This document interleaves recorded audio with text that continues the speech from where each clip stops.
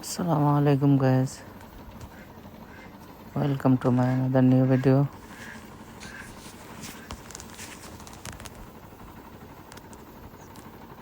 আজ আমাদের জমিনের ধান খড় থেকে সরতেছি। আমি আমার বাবা মিলে দুজনে মিলে অর্ধেক ক্ষেত সরতেছি।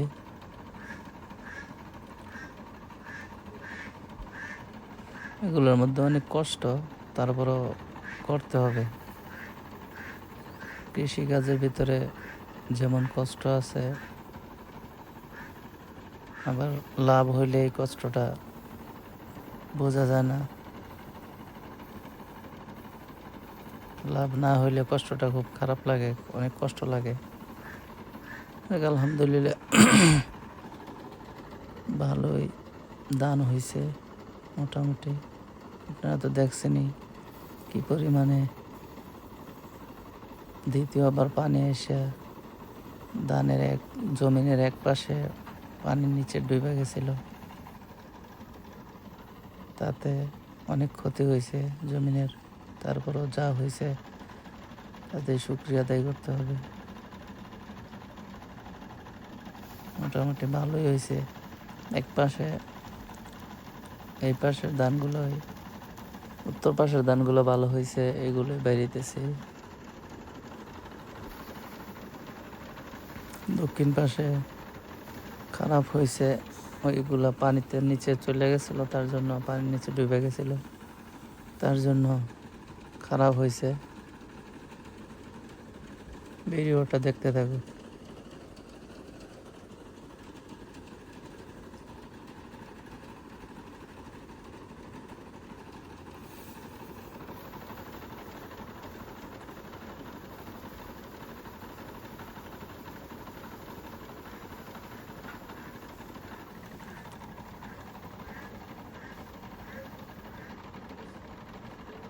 মেশিন দিয়ে ধান ছড়ালে অনেক সময় দেখা যায়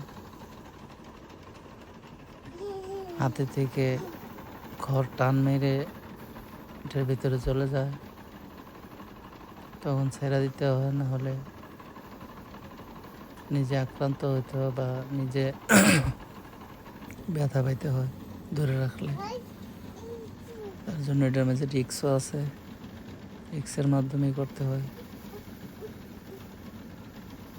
আমাদের মেশিন আছে, তার জন্য আমরা নিজেরাই বাইরে ফেলছি। যদি না থাকতো তাহলে তো মানুষ এনে বাইরেতে হতো।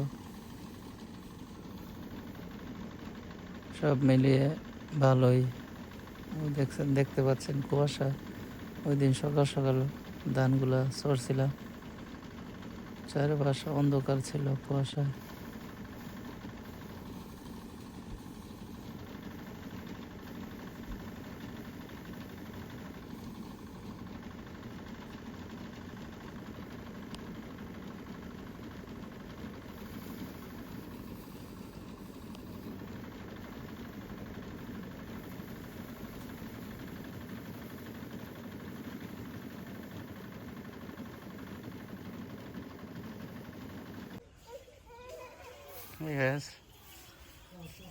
ধান বাড়ানো শেষ।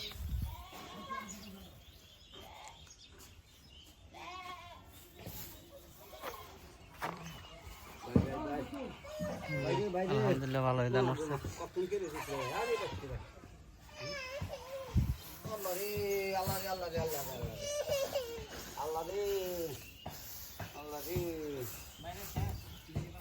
অর্ধেক ক্ষেত বাইরানো হয়েছে।